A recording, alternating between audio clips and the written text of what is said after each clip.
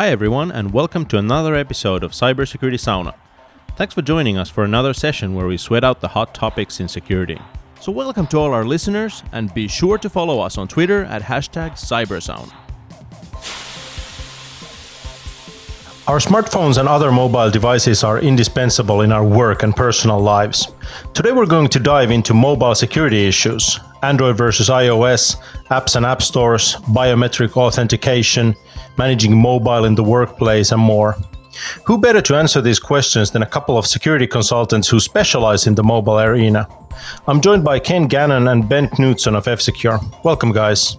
Good to be here. Thank you. Great to be here talking to you guys about mobile. Can you guys briefly talk a little bit about your work in the mobile security realm? Like, what do you mainly do? This is Ken. I mostly do mobile security at F-Secure for customers. I test applications, devices, really anything that has to do with Android or iOS.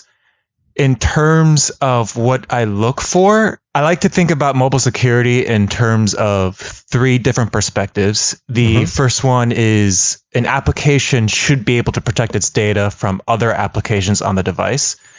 The second perspective is that an application should be able to protect its data from unauthorized users. And the third perspective is that a device's software should not be responsible for compromising sensitive information. If I think about MobSec from those three perspectives, that's how I usually test my targets, how I go about my day-to-day duties as a mobile security consultant.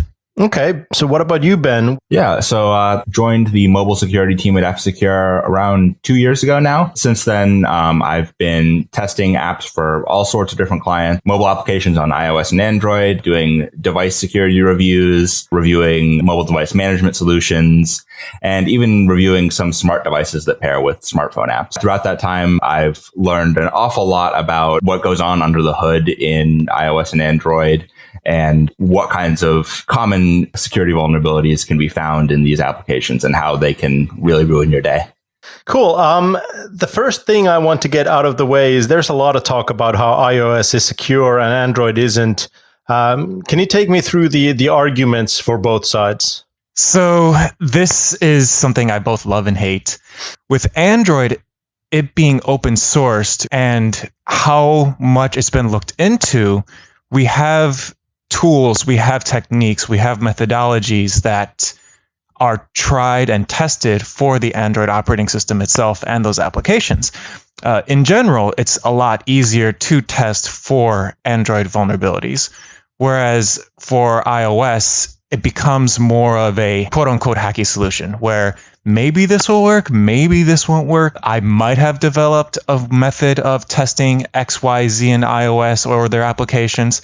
On top of that, I would say is also how with the Android operating system itself, we have a very fragmented operating system across different OEM vendors. People either aren't buying newer devices or vendors are not updating the devices with the latest security patches. So unless you're running the latest Google Pixel or Samsung device, then there's a chance you're not running a secure operating system with known issues.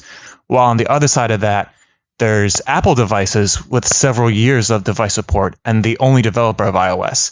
So unless you're running a really old device, which on average is like 5 years now for Apple standards, you're probably running the latest operating system patches out there. I definitely agree with you on the issue of making sure that your OS is up to date and making sure that you have all the latest security patches applied. I will say, though, that in some ways, the open source nature of Android and our general understanding of how to test Android applications has made it a lot easier for both developers and security practitioners to assess these applications, and has made it a lot easier for Android applications to be developed securely as opposed to iOS.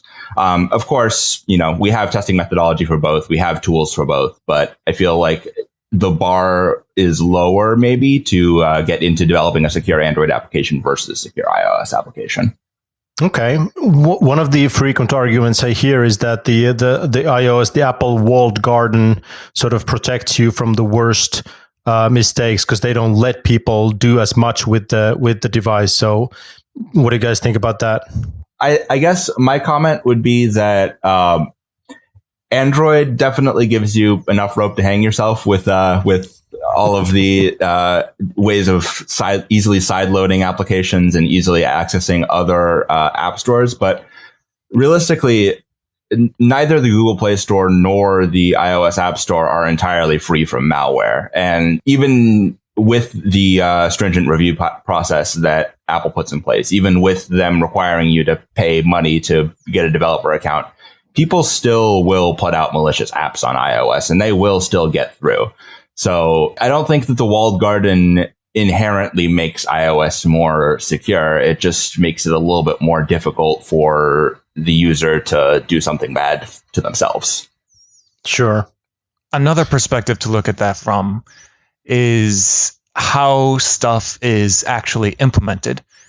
For example, with both iOS and Android, there is some kind of biometric authentication.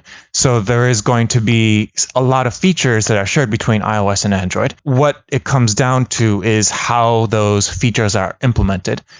I will say for sure that there have been cases in the past that I've personally seen where a function is implemented securely in iOS compared to their Android counterpart. Like a banking app could have a fingerprint authentication, for example.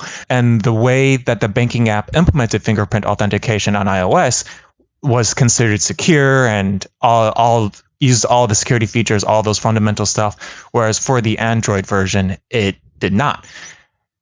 What it comes down to there is also the developer's understanding of how to implement specific functions securely.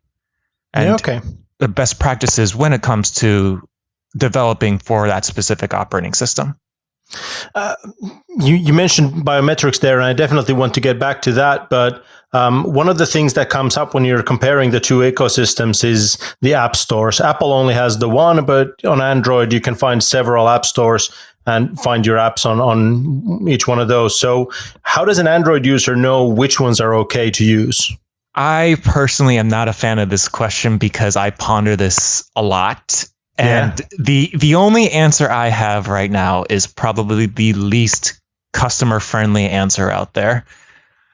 Cross-reference the app with the company's website and stop downloading random apps on the App Store, which sounds like the most depressing answer I could give for this question, but I've been pondering this for a long time, and I honestly cannot think of a better solution. There's going to be apps developed by reputable companies, and there's going to be apps developed by non-reputable companies, and there's going to be just random apps all over. If we're going to talk about Google specifically, the Google Play Store or the Samsung Galaxy Store or whatever. What it comes down to is cross-reference with the company website, make sure you have the correct app installed from the company website, and just try to declutter your life from random apps from the App Store that you don't need. I would also echo Ken on the making sure that you don't download apps you don't need, because realistically, how many flashlight applications do you need on your phone? Consider when you're downloading a new application, both Android and iOS will pop up a million pop-up boxes asking about permissions anytime you download an application. So take a second if you do end up downloading an app like that to think, why would this app need this permission? Does my flashlight really need to know my location? Does this NFC reader really need access to all my contacts? Look, that makes sense. But before we go into the permissions, I'd just like to point out that, like, famously, for example, right now, Epic Games is like fighting a battle against Apple App Store. And they're like, presumably we might see initiatives like that in the future as well, where a company, just for financial reasons, chooses to go outside of the various Android stores, the official ones. So I don't think we can just say that like it's always going to be bad to go outside of Google Play or Samsung Store or whatever. But there doesn't seem to be like a short, clear answer we can give people, like this is how you know. I think the short, clear answer is look into who developed the application and make sure they're reputable. Right. Okay. Like, I'm not going to download Fortnite from my website .attacker.net. I'm going to download Fortnite from whatever Epic's website is. I forgot right now.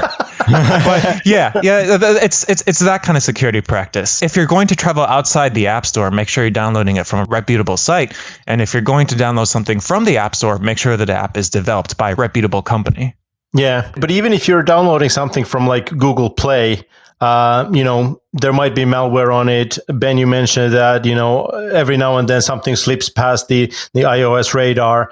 So you can't just like trust the App Store entirely. Is that correct? That's correct. Unfortunately, that's the world we live in. Yeah. And this is one of the reasons why I also always say, don't just install random stuff on your phone. Just keep what you need on your phone that is minimally required for your daily life. I would say the biggest example in my head right now is like a level app, a tool that you use to make sure everything is on a flat surface.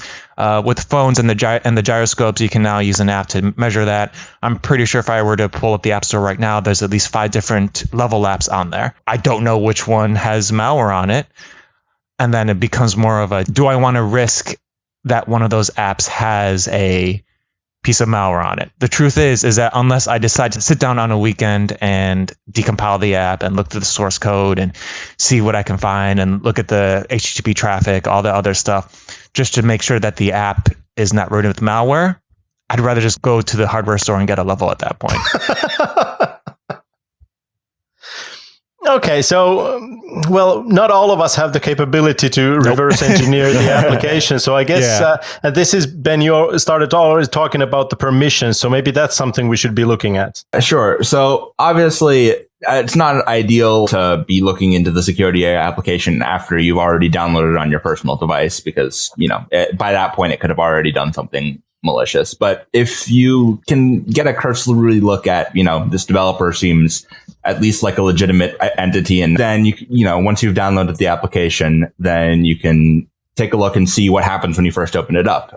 Is it going to be asking you for permission to access everything on your phone from, your contacts, permission to make phone calls, permission to read your device's local storage, things like that? Some apps do legitimately need those kinds of permissions, but it should always be fairly obvious why an application might need something. Like, for example, Ken, you mentioned the level. That would make sense why the app would need to access your phone's gyroscope. But if a mobile game is trying to access your location, that should give you pause. If it's Pokemon Go, then sure, that makes sense. But if it's just like, a block breaking app, then you should try and think, well, why exactly does this need my location? And should I give it that permission? Feel free to say no when an app is asking for permission. A lot of the times, a legitimate application will recognize the fact that the user doesn't want to give a permission and will operate with a limited feature set if it actually legitimately needed that permission in the first place. That's a good point.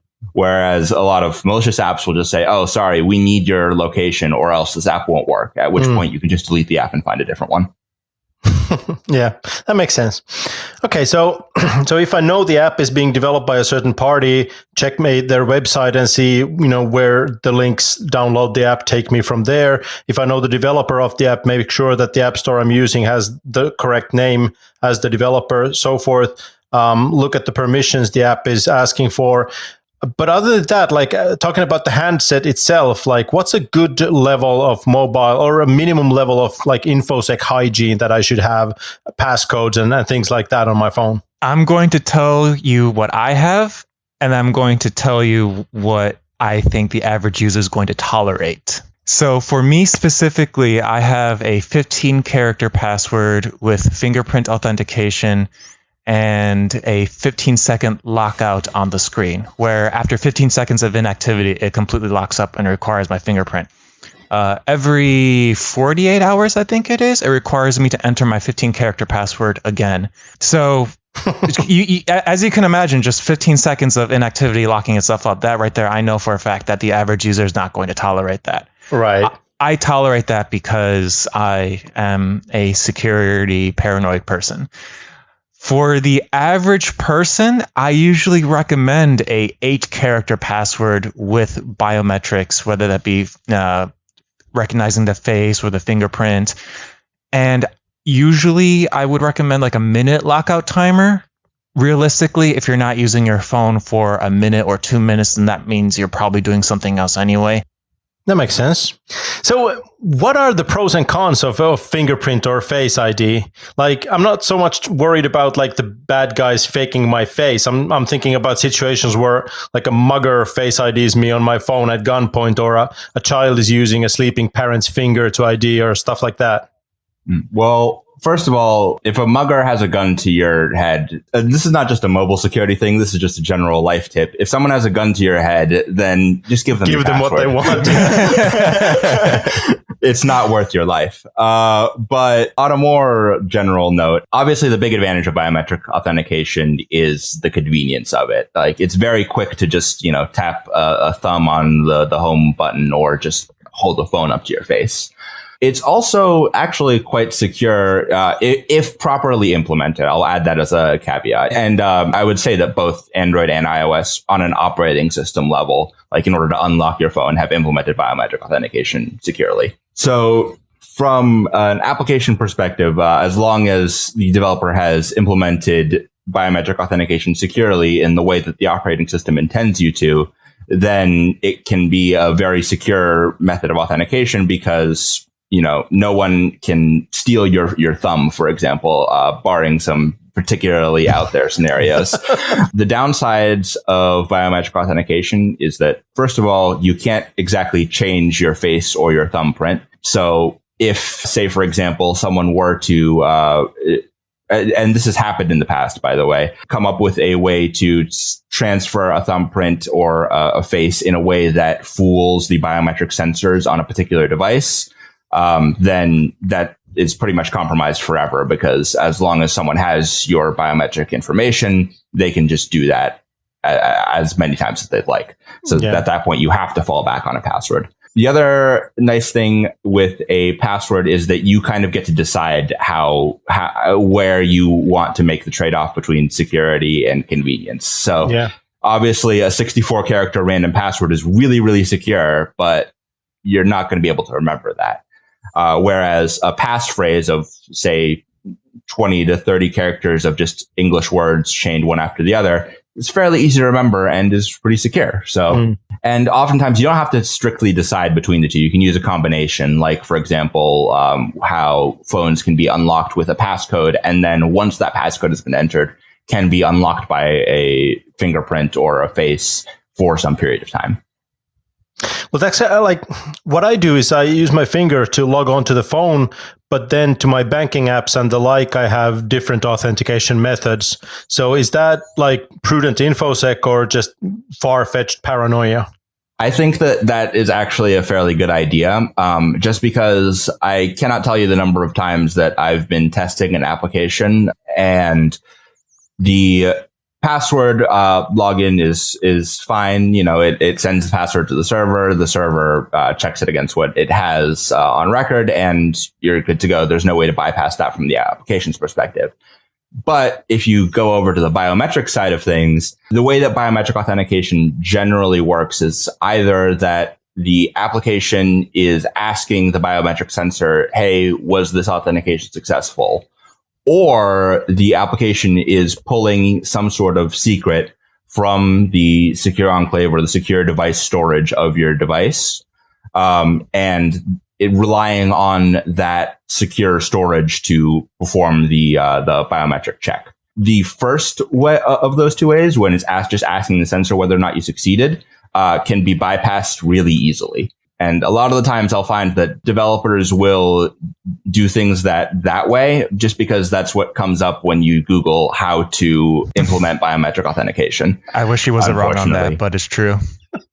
That's a finding that I have in, I would say, probably around 50 to 60% of applications. That's what comes up in Stack Overflow. Yeah. Yeah. So I would say that that's actually a very prudent way to go about things, just because without actually performing that test yourself, you can't really know whether the developer has implemented it securely. One thing I want to add on to that is if you're in a situation where you can confidently enter your password into your banking app, I'm hoping that the password you have used for your banking app is a long, unique passphrase that you only use for that app, period, or bank or whatever. Ideally, I'm hoping you're actually using a password manager. That's the main takeaway I get whenever I hear someone entering their password on a banking app. Like, what kind of password do you have? I'm more concerned about someone being able to log into your banking app from the desktop or from a different device if you're able to easily enter your password every single time into the banking app. Yeah. Well, I mean, that's actually what got me started down this path, because I'm having this ongoing feud with my bank. They make me choose like a 4-digit PIN code, and I'm like, why, guys? Why are you limiting me like this? And they're like, well, that's all people can remember and use. And I'm like, well, screw those people. I can do more, so let me do more. Yeah, the real answer is that PIN code needs to be stored in a server that is 40 years old and cannot accept anything more than 4 characters. Yeah. Well, I mean, it's not quite that bad. There are other factors there, but yeah. Okay. So are there any settings on the phone itself that the user should absolutely have on or off? Something that's, there by default and you want to make sure you switch it? This is definitely a how paranoid are you type scenario. Okay. I'm going to speak strictly on Android right now because that's what I use. I use an Android device. By default, Android device or the Google Pixel line of devices will track your location with Google Maps. I personally like that experience because I like to go back and be like, this is what my life was like in the year 2019. The good old days of 2019. But I know that there is a lot of people out there who don't like the idea that their phone is tracking them, or don't like the idea that Google Assistant or Siri is technically waiting for that key command to start responding to. It all comes down to what you want out of your life when it comes to privacy. Now, when it's security related, I always tell people stop using a 4 or 6-digit passcode. Use a passphrase for your phone. Make sure that the phone asks for your password on boot up, and make sure you're using biometrics, whether it's fingerprint or the facial recognition, and make sure that you have the minimal amount of biometric keys on your device. I'm talking about only your fingerprint, and making sure that only your trusted ones, like your spouse or someone, in case of emergencies. That's, again, up to you. So as a company, what are the things you want to take into account about managing your device fleet? This is another answer I'm going to say that's going to be very controversial to some people, but just don't give options. And I'm going to expand on this. So both Ben and I have done tests for different devices for different deployment solutions, and that being bring your own device or a company managed device. And there's been pros and cons of both scenarios for both Android and iOS or whatever have you, BlackBerry, all that stuff. What it comes down to, though, from what I've seen, is the more options there are for mobile device solutions in terms of deployment and operating system, the more issues you're going to run into. It's going to be a lot easier on the company itself to say, you are going to carry the second iPhone with this company data, and you cannot say no. It's going to be easier for the company to manage a single fleet of devices in a single deployment method, is because they know what to expect. Whereas if you were to try to deploy, bring your own device over Android and iOS over managed devices, and there's Samsung devices, Pixel devices, Nokia devices, now you're expanding the amount of things that need to get tested by the company on a yearly basis, or even before deployment, what is good, what is bad, that kind of stuff. Now, that's strictly from a company perspective. I know for a fact there's going to be people out there telling, I do not want to carry 2 devices around. I know there are people out there who were asked to carry 2 devices around, and so they take their second device and just forward all the emails to their personal email account on their personal device. There is going to be a pushback, and the best way to put it is, I'm talking from a purely security standpoint. Sure. In a perfect world, where people's feelings don't matter, which, let's face it, people's feelings matter. Sure. Yeah. Security on a corporate level is always a mix between technology and office politics. So there's always going to be that trade-off there. I would generally tend to agree with Ken that as few options as you can give people, the better, because realistically, your attack surface is the sum total of all the vulnerabilities in all of the options you offer, not any intersection of those. So if you have bring your own device and corporate owned on both iOS and Android, and maybe some Blackberries thrown in for good measure, then you are opening yourself up to a lot more potential problems, because there are just more ways that an attacker can go at a device with corporate data on it. And for Ken's example of users setting up their second devices to just forward all their email to their primary device, ideally you'd set up your email solution so that's not even possible. But in general, I would just say that I agree with Ken, but in reality, there's always going to be that level of pushback, and how close you can get to that ideal reality is going to depend a lot on political capital and just, office politics in general. Yeah, okay. We were talking about how to secure your own device and use a passphrase and so forth. But is there anything a company should do for their managed fleet of devices to make them more secure, sort of beyond what a reasonable user would do? The biggest threat to devices and the company's data are rogue applications, or applications that have not been tested, or applications that have potential malware on it. The big example is going to have to be limiting what kind of apps get installed on the device, and limiting the types of options that a user can set on their device, making sure that the user cannot lower the passcode options, making sure that the user must have X amount of characters in their password and has to change it every so often. I personally don't like that rule, but I know some companies do.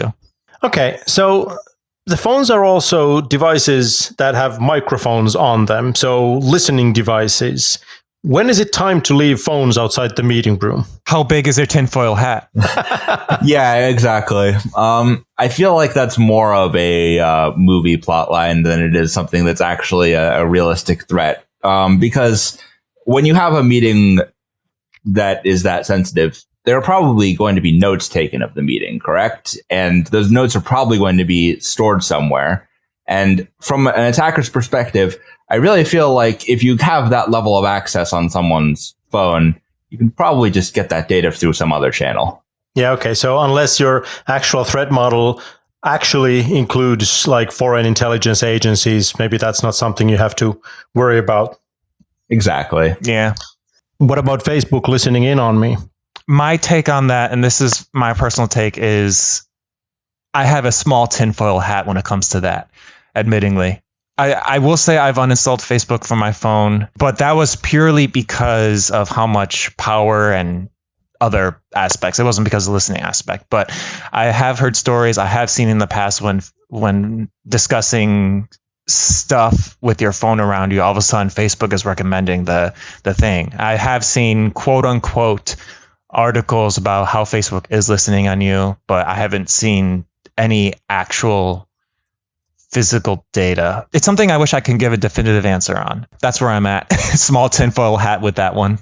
Yeah. So from my perspective, like Ken, I haven't seen any actual hard data that shows that Facebook is listening to people. I've just seen anecdotal data of, I was talking about brand X and then Facebook advertised brand X to me. And I feel like with an application as high profile as Facebook, and with an application that has that many rumors going around about it, I feel like if it were actually true, some security researcher somewhere would have made a name for themselves and just proven that fact. Because ultimately, it's an application on your device, a device that you control, and given enough time and effort, you can reverse engineer anything that's going on that device. From what I've read and from what I've seen, a lot of that feeling of, Facebook is listening to me is just a testament to just how good their machine learning and how good their tracking of your browsing habits is. Because, for example, I'm into audio equipment. I look up things about various pieces of audio equipment all the time. And so at some point, my friend asked me what I recommended for a headphone amplifier. And so I gave them some options. And then they said that later on, Facebook was suggesting those same things to them. One possibility is that Facebook was listening to us, but another possibility is that Facebook is using your location to see that you come to my house fairly often, and therefore you are correlated with me as a person and may have the same interests. Which one of those is true? Hard to say, but like I said, if Facebook really was listening to people with the amount of press that's receiving, someone would have probably proven it by now. That being said, if you're concerned about privacy as a whole, you probably shouldn't have a Facebook account in the first place. Yeah. I don't think people understand how powerful marketing algorithms are. All hail the Facebook algorithm. There we go.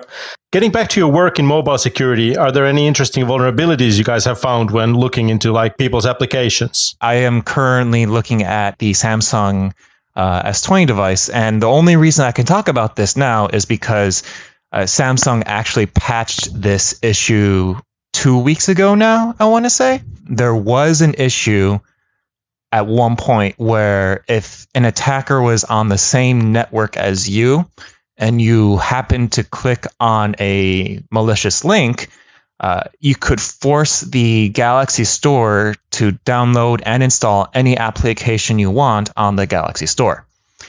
Now, so then what I did is that we have a testing application called Drozer. It can act as a quote unquote simulated malicious application on the device.